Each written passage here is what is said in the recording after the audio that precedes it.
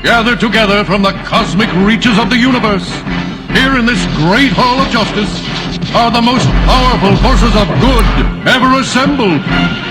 I'm Batman.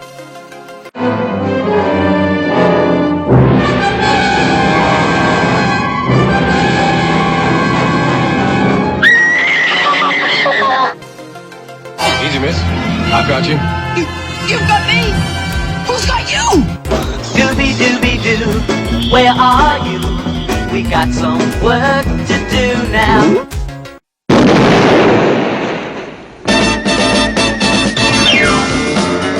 Wonder Woman! Wonder Woman! Mr. McGee, don't make me angry. You wouldn't like me when I'm angry.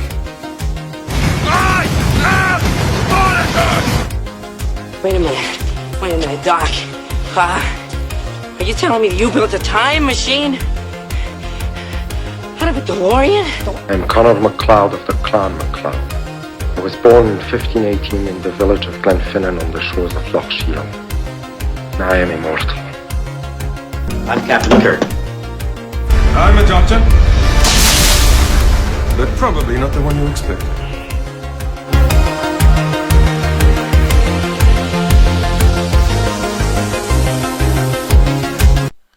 Welcome to the special Geek This Week's presentation. This is the Barbara Eaton I Dream of Jeannie panel from the 2016 Fanboy Expo. Barbara Eaton, known to fans across the world as Jeannie from I Love Jeannie, co-starring with Larry Hagman. Barbara Eaton talks about all the anecdotes from I Dream of Jeannie. She also talks about other career highlights in her career.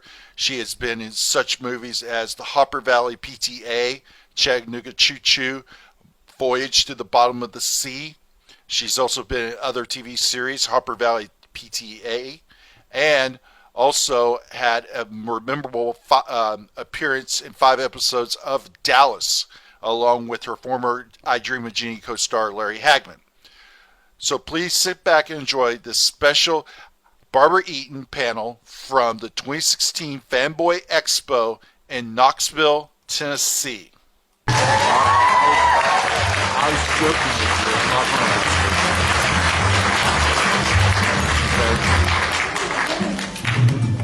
All by myself?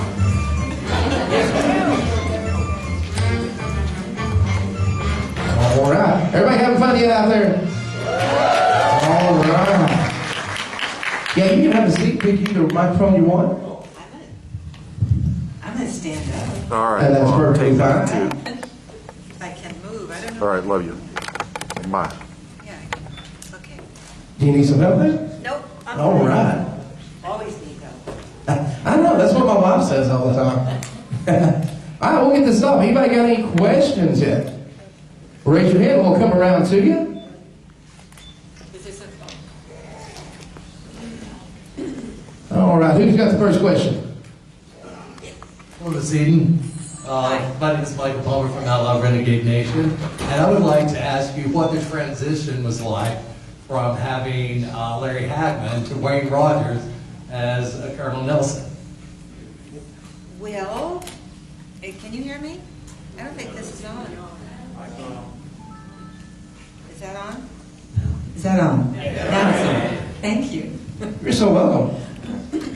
There wasn't, they're two very fine actors, but very different. I had worked with Wayne before. We did a play together, same time next year, on tour. Neil Simons. You saw it? I said Neil Simons. Neil Simon, yes. And of course, Larry I've worked with many times, besides Jeannie. But they're both good actors, so it wasn't a huge jolt. It was a little bit, because I expected Larry, But Wayne was a friend, and I enjoyed working with him. Next question.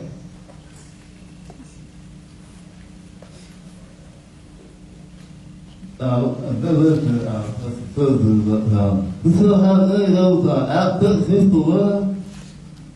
sorry, I didn't hear that. He was asking, do you have any of the outfits you used to wear? Oh, I do. I have one. I don't have one of the original because they wouldn't let me have it.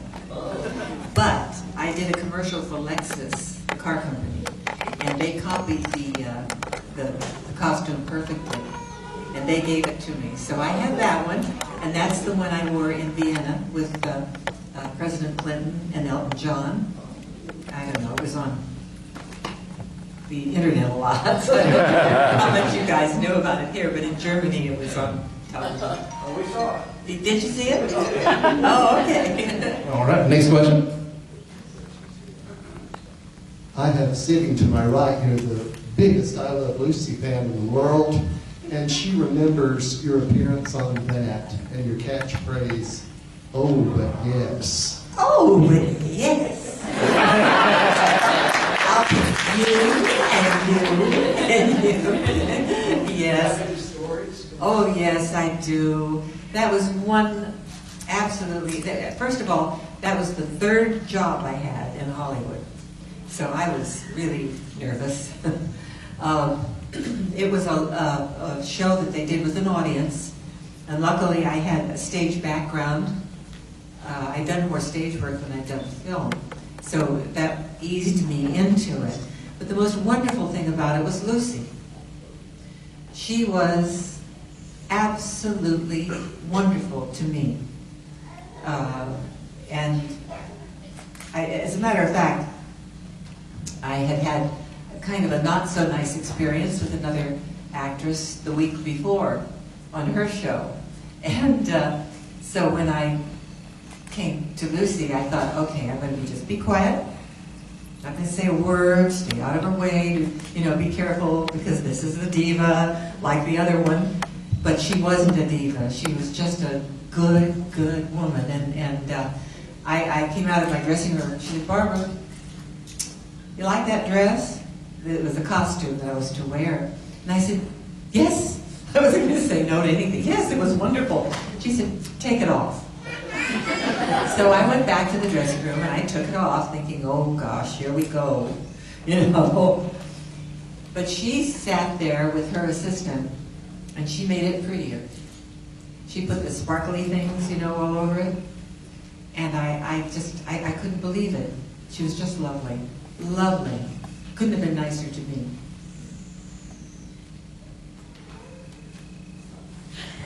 Put on the spot here. I just want to say that we think you're a great actress. Oh, well, thank you. Thank you. My mother thought that too.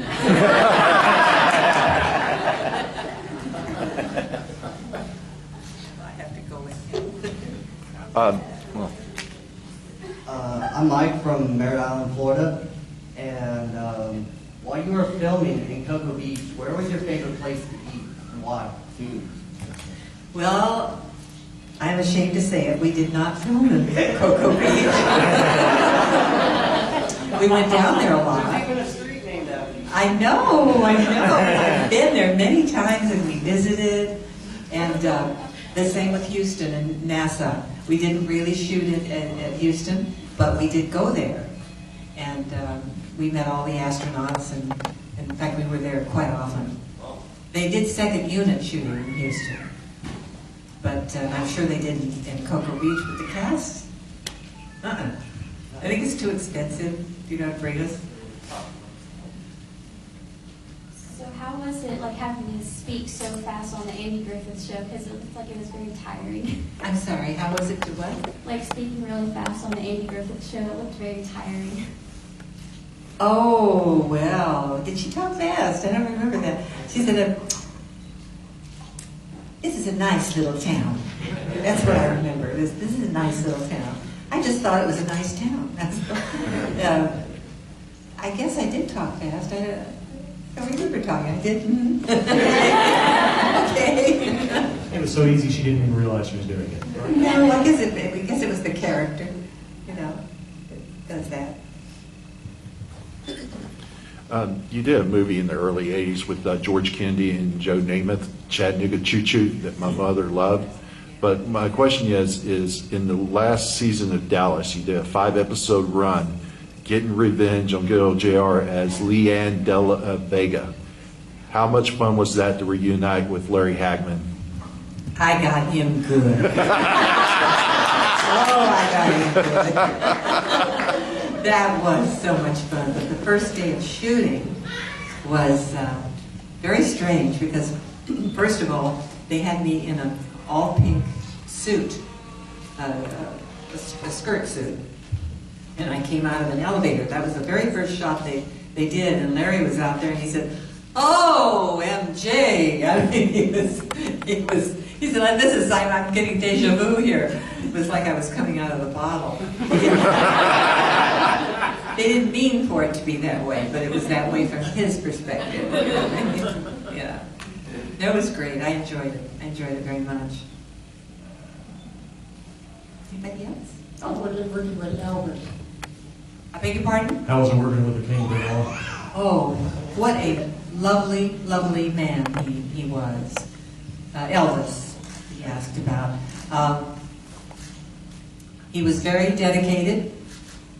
He was a professional. He wanted very, very much to be a good actor, and he was. He played a half-breed Indian in the movie that we did, and he died. But he really did it well. The problem was he didn't sing a song in that movie. He didn't get the girl, and he died. His fans didn't like that. But I really enjoyed working with him. He had his daddy was there, and 3 of his cousins. At least he told me they were his cousins. I found out years later when I was being interviewed on the Larry King show, and it was Elvis's birthday or something, and one of those men were on the telephone from, I guess, Memphis. And I said, "Oh, you're one of the cousins." And he laughed. He said, "You really believe that?" And I did. On I Do Jeannie, how long did it take you to do your hair that way? Was that actually your hair? Well, it was the studio's hair. Part of it was my hair. But the big ponytail, that was, it took, to answer your question in order, it took about an hour to get everything pulled together. The braid was separate. The ponytail was like a little hat that they pinned. And I had to get used to that because it was very heavy and it wasn't too comfortable. But I got used to it. I guess I have a tough head. Strong neck muscles too. Right. Well, my husband says I have a tough head. Hard head is more like it. I just want to say what a dream it is to finally meet you, and I wanted to ask if I got 2 questions. One is, how did you get the role, Jeannie, and what did you have any say in the show as far as creativity and all that? I had carte blanche as far as my character was concerned and creativity, yes. But the show's production was Sidney Sheldon. He did everything. He wrote most of the scripts, and he was really the person with the helm. And how did I get the part? That's interesting, because I had been reading, there are, the Variety and the Hollywood Reporter, and I had been reading about this wonderful show, about the genie, the female genie in a bottle, and they were testing Miss Italy, Miss Syria, Miss Greece, Miss Turkey, all the Miss USA, Mediterranean, very tall, gorgeous brunettes for the part. And I thought, well, that's, leaves me out. And one day I received a script, and my agent called me and he said, "Did you read the script?" And I said, "Yeah, I did." And he said, "Well, good, because they made an offer and they'd like you to do this part. Did you like it?" I said, do they know what I look like? He said, well, they must. They want you to meet Sidney Sheldon, at the Beverly Hills Hotel. So I did. I went down and we had tea. And that's how I got the part. But I'm sure there was more to it than that. I mean, he must have seen my work. I'd done a lot of work by then. I'd done many movies, and I had done another series called How to Marry a Millionaire. So I think he knew what he was buying. Hi, Nazine. Do you ever get asked to do your signature bling and head ring and all that? If so, would you do it now? I'm happy to do it now. I do it all the time. Yes, I do.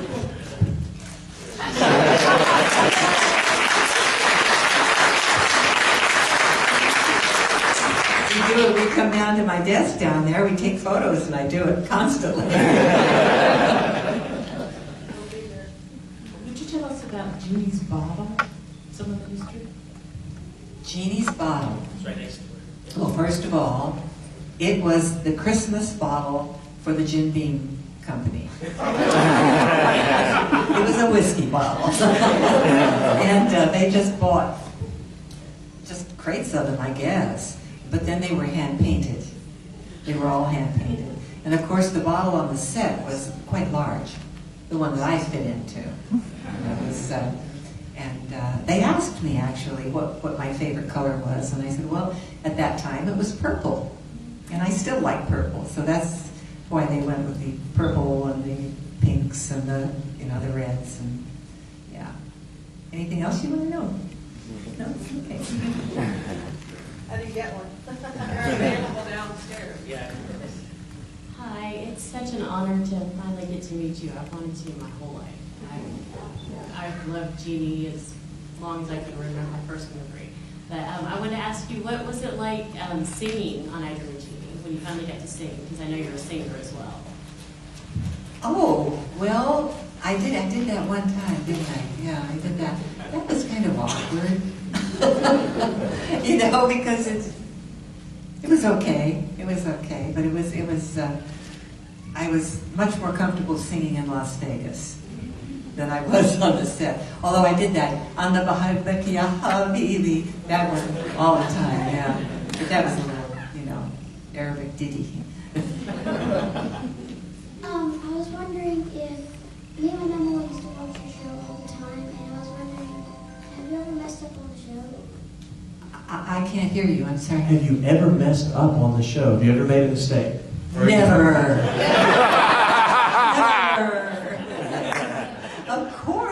Of course I have. Lots and lots of times. Any in particular stick out to you? Oh, God. No, I can't think of it right now. I don't remember my mistakes. Oh, yeah, that's right. I did. Well, one of the first shows we did, Gene Nelson, I don't know if you remember Gene Nelson. He was a dancer at MGM and then became a director. And he directed the first 13 I Dream of Jeannies. And he was very physical with his direction. And because he was also a gymnast. So he had me stand on the legs of the arms of this stuffed chair. And Larry was on a sofa that went sort of at a right angle and was sitting there. And he had me standing, and then I was to jump and then land on my tummy on the sofa. And we did it one time, and it was just fine. And then we did it the second time, and my upper teeth went right on his knee. He bled. I didn't. But I did have a chipped tooth, so yeah. Yes, over here. First, kudos on the book, Jeannie on the bottom. Read that, Thank really enjoyed it. Background information on the show and autobiographical information. Loved it. Thank you very much for that. Number two, back in the late 80s, early 90s, I was overseas in Europe. My family would send me first-run movies because we didn't get movies hardly otherwise. One of my favorites was Your Mother Was a Combat. Can you tell us a little about that? Oh, I love that movie. I had more fun. We went to Fort Benning and shot that.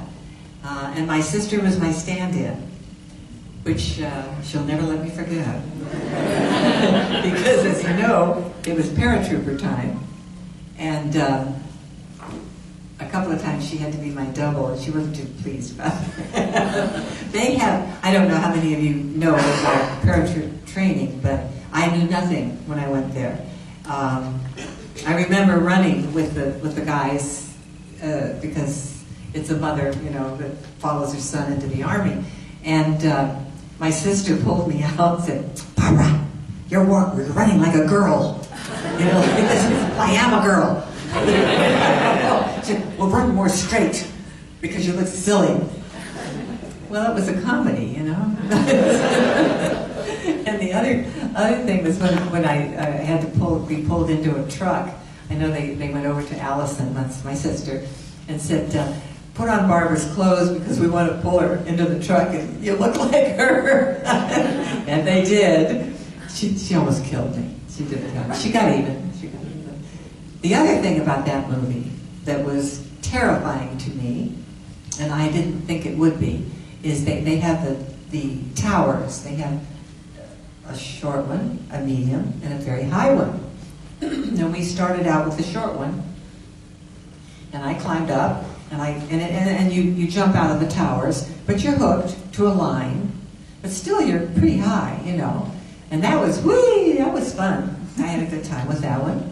And then we went to the middle one, and they offered me a stunt double for that. And I said, no, this is fun, I can do this. So I got up to the middle, and I looked down, and I thought, okay. I did the second one. The third one was really, really high. Not only was it high, but when you climb up, it's rickety, you know, it's wood. And the thing in the wind is making it go like this, and you can hear it. And by the time I got to the top, I turned around and I looked at the sergeant who was telling them, "Go, go, go," you know, off the tower. I said, "No, I think I'll use the double on this." I didn't do it. Scary. What was it like filming on Jeannie with all the special effects and the disappearing and the changing clothes and all of that? You had to have a lot of discipline. You truly did.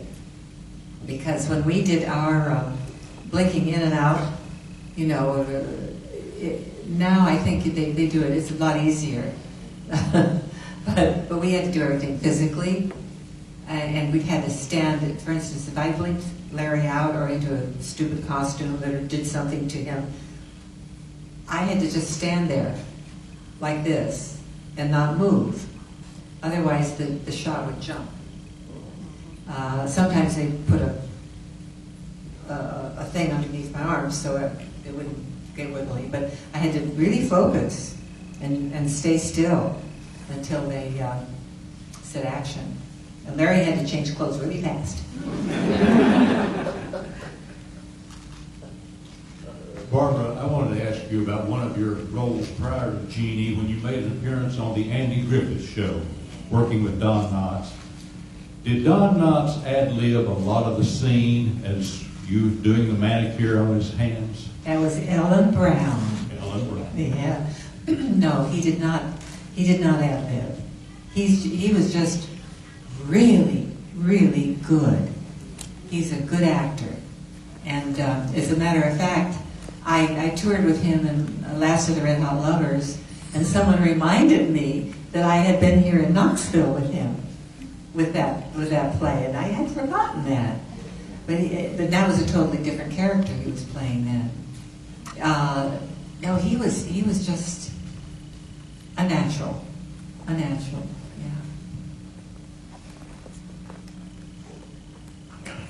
Run! What is the funniest thing that ever happened on the set of Adrian and Jeannie, or the funniest blooper that happened that was an outtake? Well, I think the funniest thing to me, I don't think it was very funny for Larry, but I really enjoyed it afterwards. I had worked in a film with her. I did a couple of movies for Irwin Allen, and we had done a film called 5 Weeks in a Balloon, and there was a lion in that film, and so I had worked with a lion and a trainer, and the male lions I knew were not aggressive. They're well fed. They're not going to hurt you. The only thing you have to worry about is if they roll over and break your leg. You know, they don't. You know, they don't know you're tiny and they're big. So I knew we had this lion as a guest star. I was to blink my pet in. My master said I could have my pet, but he didn't know it was a lion, you see. So the scene was set up on a sofa, like this. Larry was to be at that end of the sofa, the lion in the middle, and me here. So I went over to Larry and I said, Larry, you know, we have to make friends with a lion. He looked at me and said, I'm not going to make friends with any blankety-blank lion. And I said, well, you have to. If you're going to work with an animal, you have to let him. I'm not going to make friends with any blankety-blank lion. And so I went over and I let him smell my hand, and I scratched his ears, and he was a beautiful, big guy, but he was old. He wasn't a kid. So I sat on the sofa, and they put a little dish of raw meat by my side, and I'd blink, and they'd bring the lion in, and he'd eat the raw meat, and then he'd look at me, I'd look at him, and he got used to the whole thing. Then they brought Larry in. And I blinked. They put the raw meat there, the lion came in, ate the meat. They brought Larry in, the lion looked around at Larry and went, wow! Oh my God, he was loud. Larry was on the next set, but every man on that set left me. They broke the camera, they knocked the camera over. One of the sets was down, and I had this 800-pound lion in my lap. Actually, it was his head. He just came right over the sofa, put his head in my lap, and started to purr. I mean, he didn't mean anything. He was just expressing himself, you know? Yes, earlier he was talking about that they were an actress that was kind of not nice to you. Do you want to share who that might have been? No. Can't even remember her name. I will tell you what happened, though. She was someone I really idolized, and a wonderful actress. But I was miscast for the part. I definitely was. She was mentoring another actress, actually, at the studio club. That's how I know about it. And I think they had a fight, had an argument, and she didn't let the woman have the part. So they cast me in the part, and I was much younger, much too young for the part, and it was a hard-boiled, kind of part. And she walked out on the set, and I was, like my tail wagging, so happy to see her. And she walked out, looked at me like this, turned around and walked away. She didn't say hello, goodbye, anything, not a word to me. And I didn't know what to make of that. And then the makeup man said, come on over here, and started doing stuff and muttering under his breath a lot to my face, trying to do something to my makeup. So I went out, and the director said, Barbara, I'm sorry, we're not going to have a rehearsal. I'm sorry, just hit your neck. This is the second show I'd ever done in Hollywood, by the way. He says, just hit your marks, say your lines, okay? And I said, fine. I came out, stood on my marks, said my lines. They said, cut, print, we're out of here. And that was it. It was very strange. It wasn't nice. So I just expected that every time I worked with someone else or a star. I thought, well, this is going to be what's going to happen. Nowhere to go from there, right? You betcha. You betcha. Yes, Miss Eden, I can't believe no one's brought it up yet, but could you tell us about working on Upper Valley PTA? And was Jeannie C. Riley any kind of on-screen arms consultant or anything? I never met her. I just loved her song. I still love it. Any comments about making the film? Well, the film was Phil Borak was the producer of that film, and he did that as an independent movie. He raised all the money for it, and he made a lot of money on it. And I was so happy because that doesn't happen often in Hollywood. And I had a great time filming it. Yeah. Ooh, I didn't do that. You didn't blink again, okay? Too many blinks, too many blinks. I didn't do it. There's a light switch right there. There we go. You gotta push it in front. What was it like working with Roger Healy? Oh, Bill Daly. Yeah. Oh my gosh. Well, what you see is what you get. He is like that in real life. He really is. Well, I don't know. You know, that kind of thing. That's Bill. That's Bill. He's a doll. Lovely, lovely guy. I'm sorry he couldn't make it. He wanted to be here, but he's just tired. You know, airplanes are getting to him now. He doesn't want to fly. Anybody? Anybody?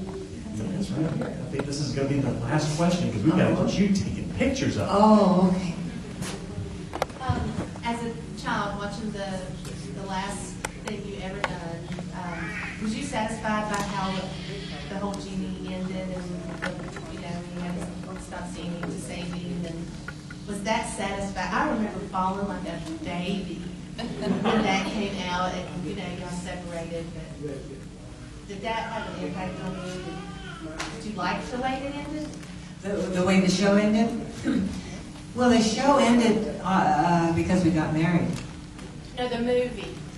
Well, the movie, which movie? The last movie, not with Larry Hagman. Oh. The other one. Yes, where you had to leave him. You had to leave him in order to save him. Oh, I don't remember that. Isn't that awful? I don't remember that. You mean it was a Jeannie movie? I Still Dream of Jeannie with Wayne Rogers. Right. Yeah. The ending of that. Oh. Do you remember the end? I don't. It was so painful. So painful she had to walk it out. PTSD. Oh, I'm sorry. All right, I think that's all. I hated it. No.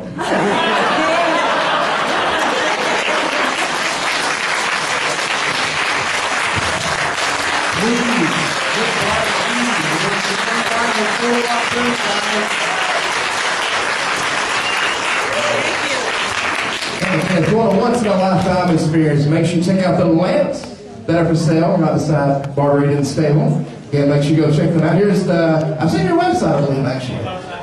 Yes, JeannieWells.com.